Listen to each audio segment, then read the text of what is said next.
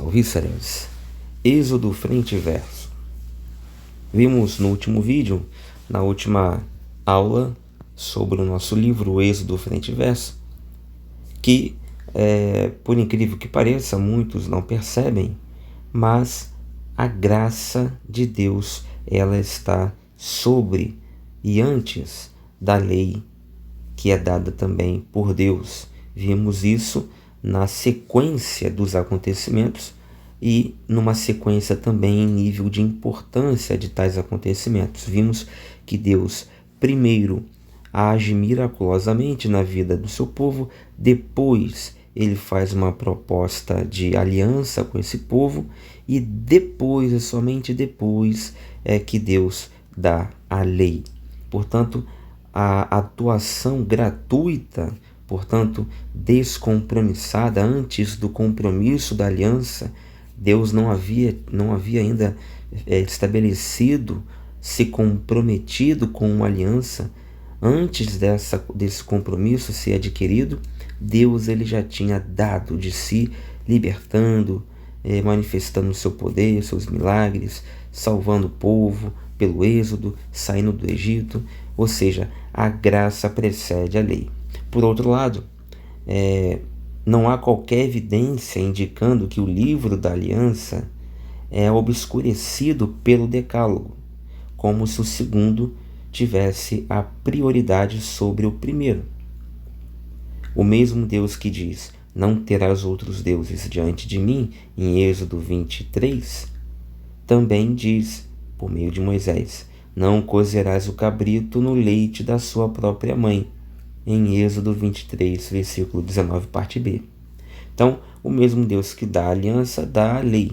Porém, como já vimos, a lei ela é colocada por Deus depois de ele já ter feito a aliança, e esta só é proposta depois que o próprio Deus já se revelou através de seu poder, já se decidiu por ajudar aquele povo gratuitamente, ou seja, de graça. O Senhor é soberano o suficiente para dizer ao seu povo não apenas como deve adorá-lo, mas como ele deve preparar suas refeições, que serão consumidas na privacidade do lar.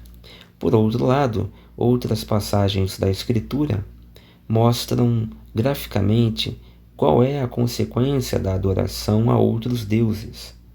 Não conheço outra passagem que diga o que acontecerá com o indivíduo que, a portas fechadas em sua casa, cozinha o cabritinho no leite de sua mãe. Além disso, a importância do decálogo sobre o código da aliança é vista no fato de que o Senhor dá o primeiro diretamente ao seu povo, ou seja, o decálogo, na única vez que faz isso no livro de Êxodo, enquanto o código da aliança é transmitido a Israel por Moisés. Há no meio dos teólogos bíblicos, especialmente sobre o último versículo do capítulo 19, o argumento de alguns que entendem que o Senhor também transmitiu o decálogo por meio de Moisés. Então, você tem o código da aliança sendo dado através de Moisés e o decálogo sendo dado ao povo, diretamente ao povo, sem ser por intermédio de Moisés. O momento de concretização de uma aliança requer uma cerimônia para oficializá-la, seja um bar mitzvah, um batismo, ou um casamento. Êxodo 24 registra o momento da ratificação da aliança, ou seja, da confirmação da aliança, em que, com o sangue da aliança, Yahvé entra em aliança com Israel, e Israel entra em aliança com Deus. Nos capítulos 19 ao 23, Israel é ouvido. Agora, no capítulo 24, Israel deve responder aquilo que ouviu. Sua resposta é clara: faremos tudo o que o Senhor disse, obedeceremos. Perceba que eles não dizem: faremos tudo o que Moisés disse, obedeceremos, pois se acredita que é Deus usando o seu profeta.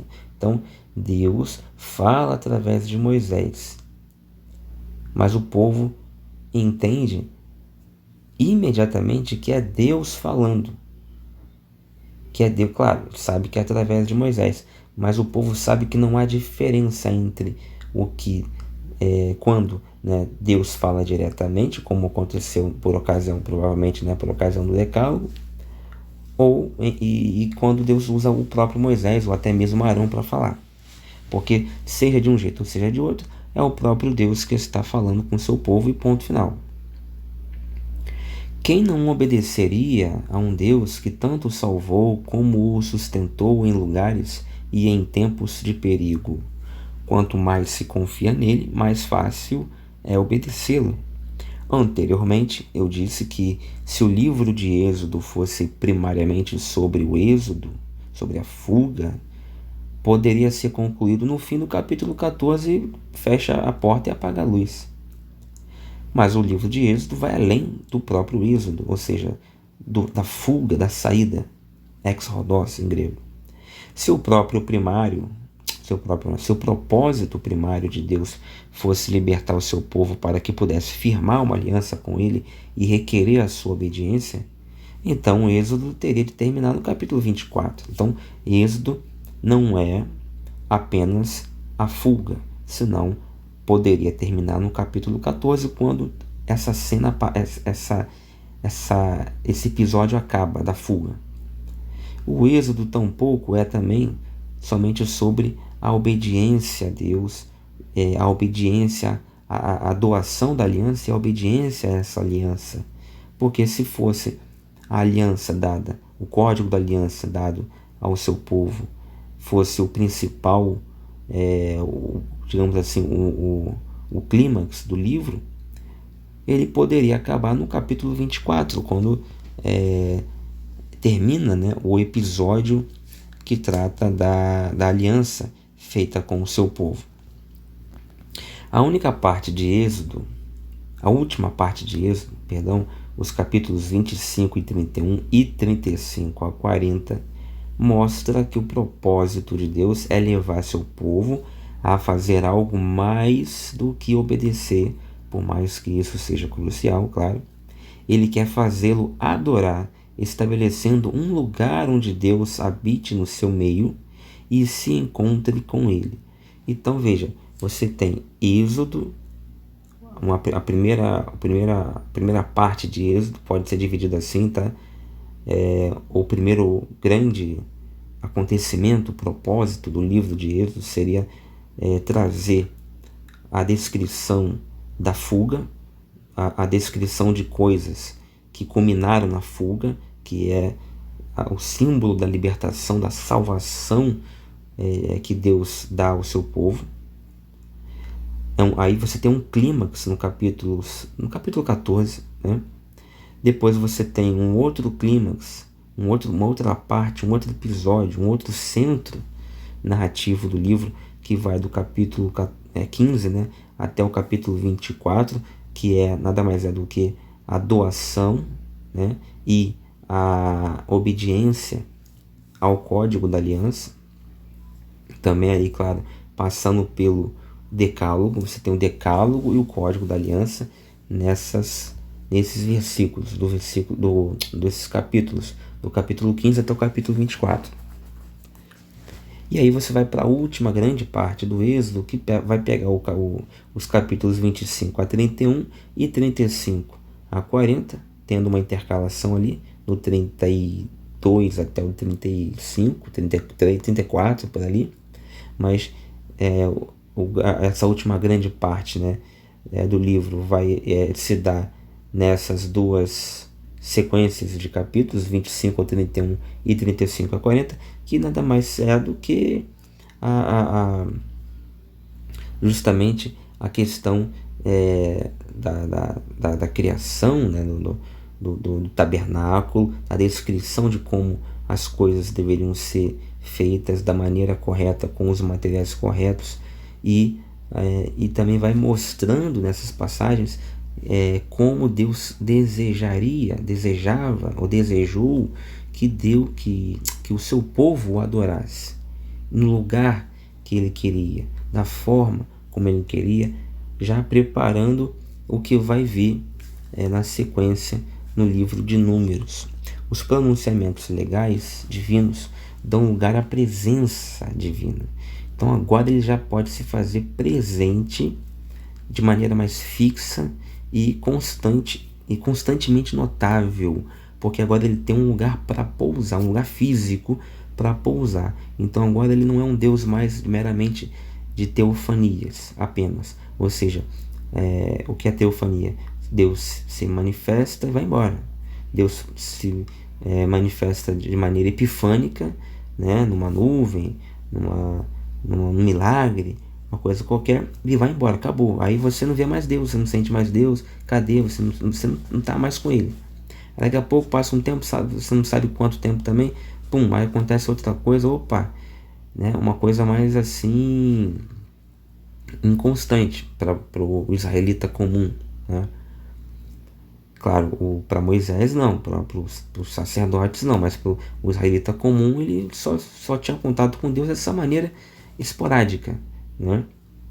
O resto do tempo ele ficava ali olhando sempre para o profeta, para o sacerdote, para Moisés, para Arão. Agora não, no passado já o final do livro de Êxodo, você já tem ali o estabelecimento de um tabernáculo, né? É um altar que é colocado ali, onde Deus estará fixamente todos os dias presente. Então os pronunciamentos legais divinos, claro que você tinha também a nuvem de glória de Deus, mas era diferente, né? Os pronunciamentos legais divinos dão lugar à presença divina. Então Deus não vai ficar, Moisés não vai ficar de tanto em tanto tempo. Pera aí, minha gente, olha só, se reúne aqui que eu vou falar um negócio rapidinho de Deus. Ó, ele me disse assim, assim, assim, assim. Aí tá, aí passa o tempo, daqui a pouco, tantos dias depois, meses depois, ó galera, junta de novo aqui, Deus me deu mais uma coisa. E assim, assim, assim. Então esses pronunciamentos legais divinos, através especialmente de Moisés, vão dar lugar à presença divina, né? Êxodo começa com a rápida referência à descida de Jacó ao Egito, lá em Gênesis 46, 23, e termina com a menção de que o Senhor desceu da montanha para habitar entre o seu povo, muito embora o capítulo 40 não use a mesma palavra, Yarad, né, que é usada para designar a descida de Jacó. Então, Jacó desce ao Egito no final de Gênesis. Deus desce no meio do seu povo no final de Êxodo. O Deus que desceu em Êxodo, no início de Êxodo 3:8, para resgatar seu povo, é o Deus que, em Êxodo 40, desce também para permanecer entre o seu povo. É a descida que muda a ênfase de libertação para a habitação, de salvação para a permanência. Então você tem um Deus que desce para salvar o seu povo em Êxodo 3:8, e você tem um Deus que desce para permanecer, habitar com o seu povo em Êxodo 40. Alter descreveu pitorescamente a mudança na narrativa pulsante de Êxodo no ponto em que uma liturgia é transmitida no capítulo 25 e nos seguintes. Ele diz que os capítulos 25 a 31 e 35 a 40 fornecem uma bela disposição do espaço sagrado, uma área de repetição coreográfica que contrasta com a peregrinação desordenada da geração do deserto. A satisfação que esse material traz à sua audiência não é historiográfica, mas esplendorosa. Já em 3:12, depois de haveres tirado o povo do Egito, servireis a Deus neste monte. Nessa passagem, o tema da adoração aparece. A recusa de Faraó é a recusa de permitir que Israel adore Yahvé. Deixa-nos ir caminho de 3 dias para o deserto, a fim de que sacrifiquemos ao Senhor nosso Deus. Está lá em 3:18, parte B. No capítulo 19, Moisés instrui o povo sobre a melhor maneira de se preparar para o encontro cultural com Deus, e é uma experiência que era estranha até mesmo a ele, como se vê no episódio da sarça ardente, onde ele fica embaraçado, ele fica sem saber o que fazer, mesmo sendo ele, Moisés. Não é, portanto, um acidente que o livro da aliança comece e termine com ênfase na adoração. Então, o livro da aliança, o código da aliança, que começa no capítulo 20, do versículo 24 até o versículo 26 ali, e termina no 23, no 14 até o 19, e ele começa e termina com adoração. Em 24, versículo 1, Moisés e os outros devem subir e adorar, embora à distância, com exceção de Moisés. Ou seja, todos vão subir e adorar no monte. Claro que o único que vai se apropriar mais da presença divina vai ser o próprio Moisés. Mas no capítulo 40, ninguém precisa subir para adorar, pois a glória, como eu falei, desceu, a glória divina desceu e se assentou sobre o tabernáculo. Então, aquele período dos montes passa, né?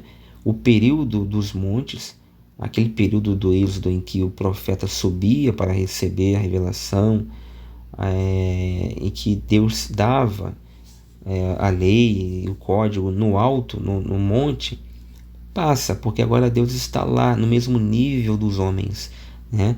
Ele habita no meio dos homens, no meio do seu povo. Davis apropriadamente chamou o êxodo de a teologia da libertação para adoração. Êxodo termina com dois fortes contrastes. No penúltimo capítulo, lê-se que os israelitas fazem segundo o Senhor havia ordenado. Está lá no versículo 43. Esse comentário positivo contrasta, porém, com o capítulo 32, em que Israel faz tudo o que Deus havia proibido, oposto. Similarmente, o capítulo 40, em várias passagens, diz que Moisés fez como o Senhor lhe ordenou. As ações de Moisés no capítulo 40 contrastam vividamente com as ações dos capítulos anteriores, 3 e 4, nos quais Moisés não deseja fazer aquilo que Deus ordena. Então, veja que há uma melhora, né? O povo só fazia o que Deus proibia, né? No capítulo 32. E aí no capítulo 39, versículo 43, o povo fazia o que o Senhor ordenava. E, de igual modo, Moisés fazia o que Deus não desejava, né? Nos capítulos 3 e 4, e no capítulo 40 fazia o que Deus ordenava. Então, houve uma melhora, tanto de Moisés como também no comportamento do povo. Nos capítulos iniciais de Êxodo, é Faraó quem determina a movimentação de Israel. Então, veja, o Êxodo começa e quem determina para onde vai o povo, para onde não vai, é o Faraó. Ele fala, não libera o povo, e o povo não saía, né? E quando ele liberou o povo e autorizou, tudo bem que depois de uma porrada de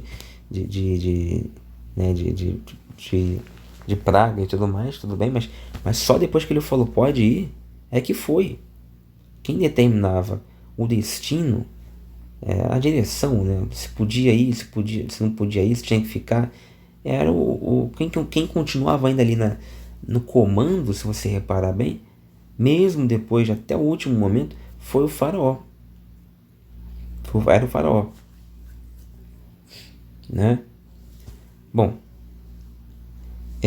no último capítulo de Êxodo, porém, nos versículos 36 ao 38, e dali também por diante, a nuvem e a glória de Deus é que determinam a movimentação de Israel. Ou seja, agora é o seguinte, quem vai dizer se o povo levanta o acampamento ou não é a nuvem de glória. Nesse processo, Israel trocou de senhorio. Deixa de servir ao faraó para servir a Deus. Faraó controla sua vida nos primeiros capítulos de Êxodo e Yahvé controla sua viagem no capítulo 40. Israel se movimenta apenas quando a nuvem se levanta. Caso contrário, permanece parado. Como Isbel, em 1982, corretamente observa, ele diz assim: a questão real durante a narrativa de Êxodo não é escravidão versus libertação, mas a identidade e o caráter do mestre a quem Israel deve servir.